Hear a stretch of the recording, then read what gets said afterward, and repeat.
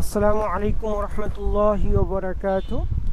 Graphics ডিজাইনের class number 2 তে আমরা আজকে যা যা দেখব এক নজরে আমরা এখান থেকে দেখে নিই। আজকে আমরা দেখব ইন্টারফেস, তারপর দেখব কিছু হ্যান্ড টুল, ম্যাজিক টুল, লেসো টুল, তারপর শেপ নিয়ে কিছু আমরা সাইজ দেখব, তারপর আপনার স্পেস মাউস দিয়ে কিছু শর্টকাট আমাদের যেগুলো কাজে লাগে সেই বিষয়গুলো আজকে আমরা আলোচনা করব। তো আমরা গ্রাফিক্স ডিজাইনের যে আমরা কোর্সটা শুরু করেছি যে ইলাস্ট্রেটর আমাদের ফার্স্ট। তো আমরা ইলাস্ট্রেটর সফটওয়্যারটা প্রথমে ওপেন করি। ইলাস্ট্রেটর সফটওয়্যারটা ওপেন করার পর আমরা ফাইল থেকে প্রথমে আমরা কি করতে পারি যে ফাইলে ক্লিক করব, ফাইল থেকে নিউ আসার পর একটা পপ আপ চলে আসবে। আমি একটু অপেক্ষা করি।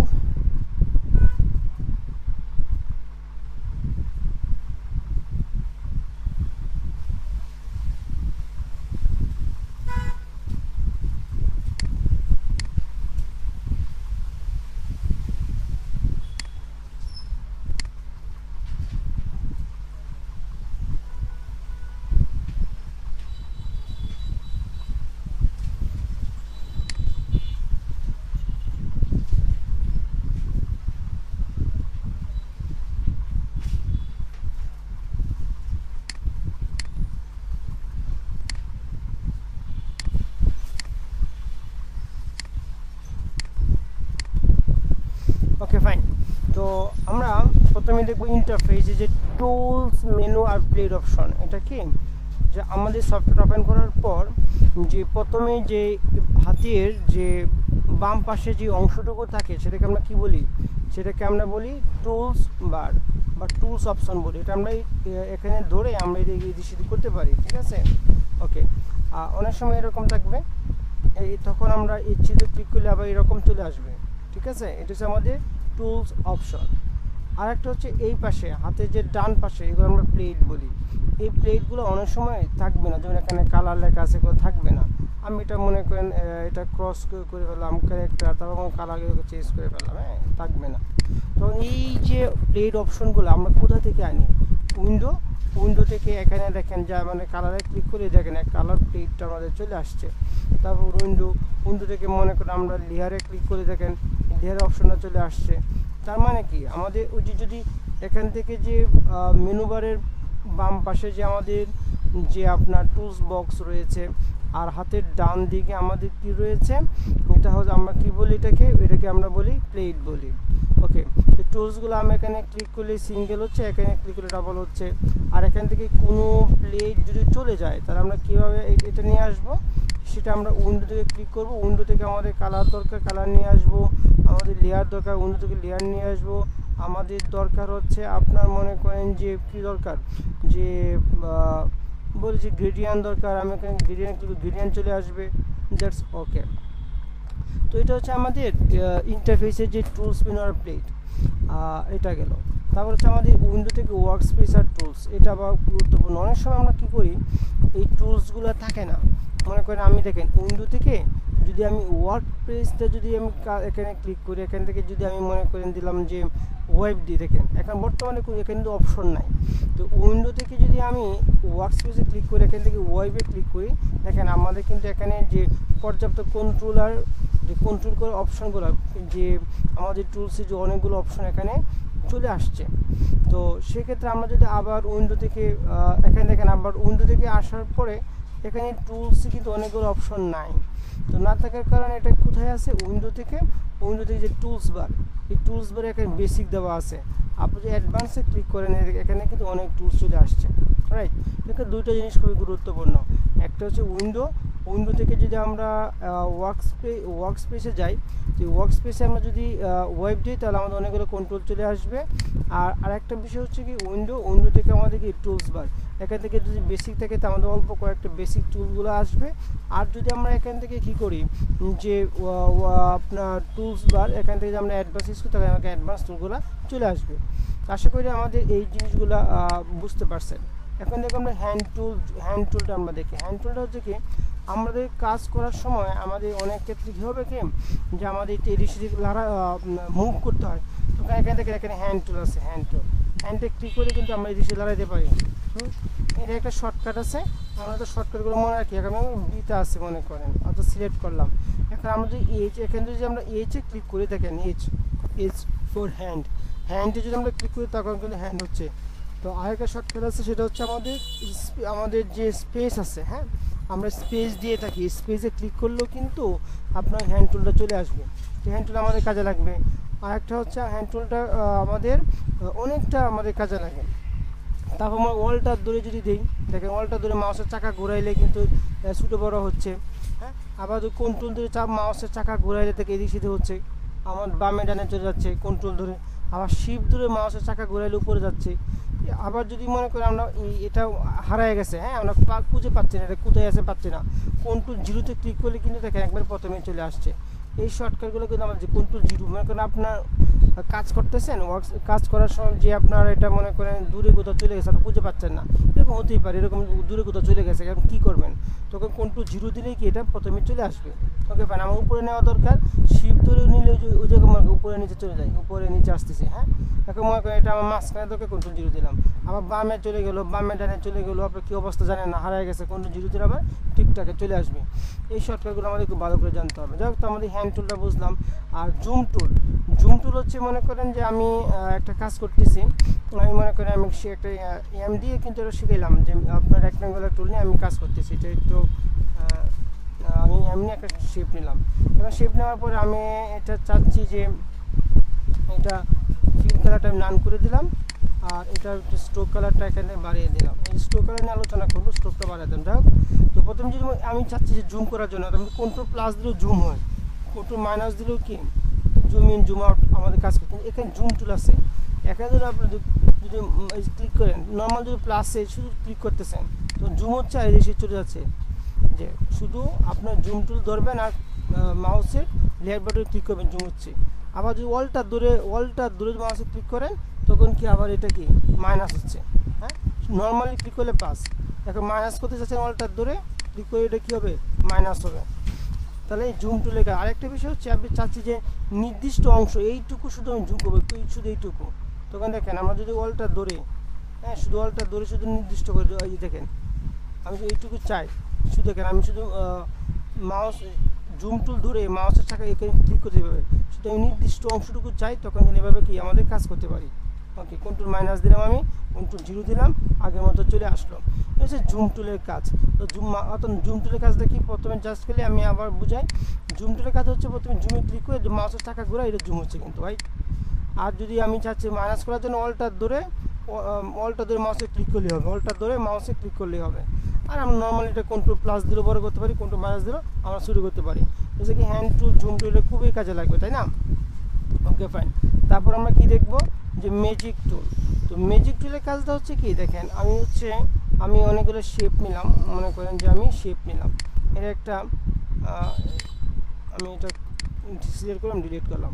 আমি আবার একটা রেক্ট্যাঙ্গেল নিলাম, আমি এটা নর্মাল থাক, আমি একটা রেক্ট্যাঙ্গেল নিলাম, এটা একটা কালার দিলাম, তারপর আরেকটা নিলাম, অনেকগুলো নিলাম, অনেক কটা, হ্যাঁ, এরকম নিলাম।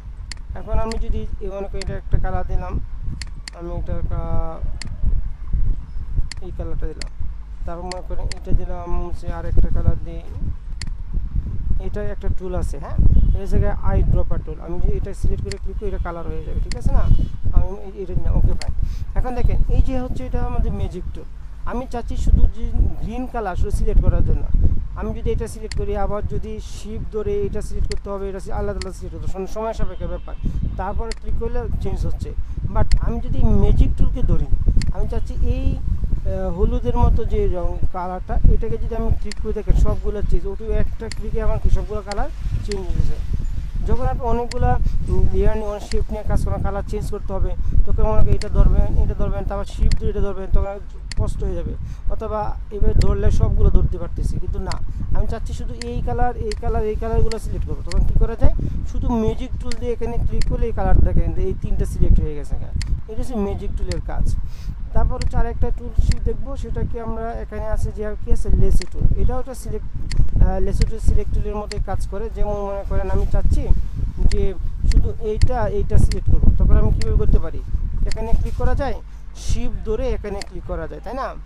আর তাহলে সিলেক্ট হলো। কিন্তু আমি নর্মালি যদি এই যে আমি লেসো টুলে কাজ করি, আমি এখানে ধরে আবার এখানে শেষ করে দিলাম, দেখেন এখানে আমার কি অটোমেটিক্যালি সিলেক্ট হয়ে গেছে গা যতটুকু সিলেক্ট করতেছে। আবার মানে লেসো টুলে ক্লিক করলাম, এখানে ক্লিক করলাম, এখানে ক্লিক করলাম, আবার এখানে চলে গেল। শুধুমাত্র দুইটাই কি সিলেক্ট হয়েছে, আমি ডিলিট দিলাম, দেখেন শুধু দুইটা কালার পরিবর্তন করতে চাই, শুধুমাত্র কি আমার এইটাই সিলেক্ট হয়েছে। এখন এই লেসো টুলের ক্ষেত্রে আরেকটা বিষয় হচ্ছে, যদি চান আপনি মনে করেন যে শুধু ধরলাম, দেখেন প্রথম অবস্থায় আছে, আমি ঝুম করি, প্রথম কিন্তু এই অবস্থায় আছে, আপনি অলটা ক্লিক করে দেখেন মাইনাস চলে আসছে। প্রথম অবস্থায় এই অবস্থায় এখান থেকে ক্লিক করে এখান থেকে গেলেন, ওকে ফাইন। এখন এখন চাচ্ছে একটা ডিলিট করার জন্য, মানে ডিসিলেক্ট করার জন্য মাইনাসে ক্লিক করে দেখেন, এটা কিন্তু কি ডিসিলেক্ট হয়ে গেছে। এখন কিন্তু এটা সিলেক্ট নাই, শুধু একটাই সিলেক্ট আছে, অলটা ধরতে হবে। জিনিসটা আবার ক্লিয়ার করি, আমি লেসো টুলে ক্লিক করলাম, এটা আমি সিলেক্ট করলাম, ওকে ফাইন। নর্মালি আবার সিলেক্ট হয়ে গেছে দুইটা। এখন চাচ্ছি আমি একটা ডিসিলেক্ট করবো না, তো অলটা ধরবো, অলটা ধরে মাইনাস লেখা আসছে, মাইনাস অলটা ধরলে কি মাইনাস লেখা আসে, এখানে ক্লিক করলাম, আমার কি এটা সিলেক্ট হইল না, সিলেক্ট কি মুভ হয়ে গেল। আশা করি এটা আমরা বুঝতে পারলাম। তারপর যেটা দেখব যে আমাদের শেপের সাইজগুলো, দেখেন আমরা তো অনেকগুলো শেপ নিয়ে কাজ করবো, ওকে ফাইন। আমি বি দিয়ে প্রথমটাকে ধরলাম, আমি এটা কন্ট্রোল দিয়ে সবগুলো ডিলিট করে ফেললাম। ওকে, প্রথমে আমি একটা শেপ নিলাম, শেপের সাইজ আপনি ক্লিক করেন। আমরা যদি মনে করেন একটা কাজ করবো, মনে করেন যে 5 ইঞ্চি বাই 4 ইঞ্চি, এখানে দেখেন লেখা আছে মিলিমিটার, কিন্তু ইঞ্চি দরকার। এটা এভাবে কি কাজ করতে পারি আমি, দেখেন এটার জন্য আমরা কি করতে পারি, আমরা প্রথমেই এটার জন্য একটু ভালো করে খেয়াল করি, আমরা প্রথমে কন্ট্রোল আর দিব, কন্ট্রোল আর দেওয়ার পর একটা রুল আসছে, মাউসের রাইট বাটন ক্লিক করে যদি আমি এখানে ইঞ্চি দিয়ে দিই, এখন যদি আমি শেপে ক্লিক করি, সাইজ দিয়ে এখানে কিন্তু ইঞ্চি আসছে। জিনিসটা আবার খেয়াল করি, আমি সচরাচর মনে করেন আপনার পিক্সেল দরকার, কিন্তু আপনার ক্লিক করছেন এখানে আসছে ইঞ্চি। এখন পিক্সেল কীভাবে আনবো, প্রথমে কী করতে হবে, কন্ট্রোল আর দিতে হবে, কন্ট্রোল আর দিয়ে এরকম একটা রুল আসবে, মাউসের রাইট বাটন ক্লিক করে এখানে পিক্সেল দেন, তখন অটোমেটিক্যালি এখানে পিক্সেল, সরি আমি যদি এখানে ক্লিক করে জাস্ট মাউসের লেফট বাটনে ক্লিক করলাম, এখানে কি এই পিক্সেল চলে আসছে। আপনার ইঞ্চি দরকার, প্রথমে কী করতে হবে, তাহলে কন্ট্রোল আর দিতে হবে, কন্ট্রোল আর দিয়ে এটা আনতে হবে। কন্ট্রোল আর দিয়ে আনার পর এখানে মাউসের রাইট বাটন ক্লিক করে এখানে জাস্ট ইঞ্চি বসা দেবেন, জাস্ট এখানে ওয়ান ক্লিক করে এখানে ক্লিক করলেন, দেখেন এখানে ইঞ্চি চলে আসছে। এখন 4 ইঞ্চি বাই 5 ইঞ্চি দরকার, 4 ইঞ্চি পর ট্যাপ দিলাম, পরে এখানে 5 ইঞ্চি দিলাম, আমি কী দিলাম, ওকে দিলাম, আমার চলে আসলো এটা। তো শেপের সাইজগুলো আমরা এভাবে নিতে পারি। এখান থেকে এসে আপনাকে শেপ নিলেন, একটা শেপ এভাবে নিলেন, কয় ইঞ্চি নিচ্ছে, এখানে কিন্তু আসলে কঠিন হয়ে যায় না, মাউসের মাউস লেফট বাটন চাপ দিয়ে ড্র্যাগ করলেন, তখন কয় ইঞ্চি বাই কয় ইঞ্চি, এটা মানে কষ্ট হয়ে যায়। তখন আমাদের মেজে স্পেজের যে আপনার যে শেপ আছে, শেপের সাইজগুলো আমরা কী করতে পারি, জাস্ট খালি ওয়ান ক্লিক, এখানে জাস্ট খালি ওয়ান ক্লিক করলে আমাদের কত দরকার, টার্গেট বাই 4 ইঞ্চি বাই মনে করেন যে 6 ইঞ্চি বাই 4 ইঞ্চি দরকার, আমি ক্লিক করলাম, তখন এক্স্যাক্টলি এই সাইজটা আমার হয়ে গেল। আশা করি আমাদের সাইজ নেওয়ার আমরা বুঝতে পারছি কীভাবে সাইজ দিতে হবে। তারপর আমাদের কাজ হচ্ছে যে অ্যারেঞ্জ, আচ্ছা লেয়ারটি একটু পরে দেখাই, আমাদের অ্যারেঞ্জের কাজটা আগে একটু দেখাই। অ্যারেঞ্জের কাজটা হচ্ছে, মনে করেন আপনি এখানে একটা শেপ নিলেন, আমি আর একটা শেপ নিলাম, এখান থেকে মনে করেন আর একটা শেপ নিলাম, মনে করেন এখানে একটা লাল দিলাম, এখানে এখানে আমি সবুজ দিলাম, সবুজ কালার দিলাম, এটা মনে করেন আমি লাল কালার দিব, কথা আমি এখান থেকে লাল কালার দিলাম। এখন এটা মনে করেন মাস্ক এখানে নিলাম, এটা কিন্তু মনে করেন যে উপরে আছে, আমি চাচ্ছি যে লালটা নিচে থাকবো, কথা তখন আমি কি মাউসের রাইট বাটন ক্লিক করে অ্যারেঞ্জ থেকে ব্যাকে দিয়ে দেখেন আপনার নিচে চলে গেছে। এখন আমি যদি আরেকটু কাজ করি, যদি মনে করেন আরেকটা শেপ নিই, একটু ক্লিয়ার করি বিষয়টা, আরেকটা শেপ নিলাম, মনে করেন এটা কালার মনে করেন যে এই কালার থাকে, এখন আমি যদি এখানে ক্লিক করি, এটা কিন্তু উপরে আছে, আর এটা দেখেন কোথায় আছে, এটা কিন্তু নিচে আছে। এখন আমি তিনটে একসাথে করছি, এই জিনিসটা বুঝে আসবে। দেখেন প্রথম যদি এই যে উপরে যে কালারটা, এটা আমি সিলেক্ট করে যদি মনে করি অ্যারেঞ্জে ক্লিক করি, আমি যদি এটা চাই যে ব্রিং ফরওয়ার্ড, মানে এক ধাপ নিচে, দেখেন এক ধাপ কিন্তু সে নিচে যাবে। আমি একটু দেখাই, অ্যারেঞ্জ থেকে যদি আমি স্যান্ড ব্যাক দিই, দেখেন সবার নিচে চলে গেছে। হ্যাঁ, এখন সবার নিচে গেছে, আমি চাচ্ছি যে সবার নিচে না, শুধু এক ধাপ উপরে আসো, জাস্ট ক্লিক করলাম, অ্যারেঞ্জে ক্লিক করলাম, দেখি এক ধাপ উপরে আসো, ব্রিং ফরওয়ার্ড, দেখেন শুধুমাত্র কি লালের উপরে আসছে, সবার উপরে আসে নাই। তার মানে কি এই জিনিসটা কী বোঝায়, অ্যারেঞ্জ ব্রিং ফরওয়ার্ড মানে এক ধাপ উপরে আসো, এক ধাপ উপরে আসে বোঝায়। আর যদি স্যান্ড ব্যাকওয়ার্ড দিই, তুমি এক ধাপ নিচে যাও, দেখেন শুধুমাত্র এক ধাপ সে নিচে যাবে। আবার যদি মনে করেন সবার উপরে আছে, আমি চাচ্ছি যে এক ধাপ নিচে যাওয়ার জন্য, এক ধাপ অ্যারেঞ্জ থেকে কি সেন্ড ব্যাকওয়ার্ড, দেখেন এক ধাপ নিচে গেছে, আদৌ এখান দিয়ে অ্যারেঞ্জ একদম সবার লাস্টে সেন্ড ব্যাকওয়ার্ড, সবার নিচে চলে গেছে। তার মানে এখানে চারটা জিনিস ভালো করে আমরা বুঝি। প্রথম যেটা হচ্ছে ব্রিং ফর মানে সবার উপরে চলে আসা, আর সেন্ড ব্যাক মানে কি সবার নিচে চলে যাওয়া, আর ব্রিং ফরওয়ার্ড মানে এক ধাপ উপরে আসা, আর সেন্ড ব্যাকওয়ার্ড মানে কি এক ধাপ নিচে যাওয়া। এটা হচ্ছে আমাদের অ্যারেঞ্জের কাজ, এটা আমাদের খুবই অনেক সময় কাজে লাগবে। তারপর আসে আমাদের যে লেয়ারের ব্যাপারটা। লেয়ার্স হচ্ছে দেখেন আমাদের যখন একটা কাজ করি, আমি এটা ডিলিট করে ফেললাম। প্রথমে এখানে লেয়ার নাই, লেয়ার অপশানে কোথায় আনতে হবে, সাপোজ এখানে লেয়ার নাই, উইন্ডো থেকে এখানে লেয়ার্সে ক্লিক করে কিন্তু দেখেন লেয়ার্স চলে আসছে। ওকে ফাইন, তখন আমি শেপ নিলাম, শেপ নেওয়ার পরে এরকম আসলো।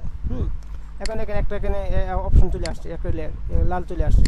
আমি আরেকটা শেপ নিলাম, মনে করি এরকম, আমি একটা সবুজ নিলাম। হ্যাঁ, এখন দেখেন এখানে সবুজ নিলাম, আমি এখানে মাঝখানে রাখলাম, কথা দেখেন ওই যে আমাদের লেয়ার নেওয়ার পরে এই যে চোখের মতো একটা অপশন আছে, এখানে ক্লিক করে কিন্তু পুরো চলে গেছে।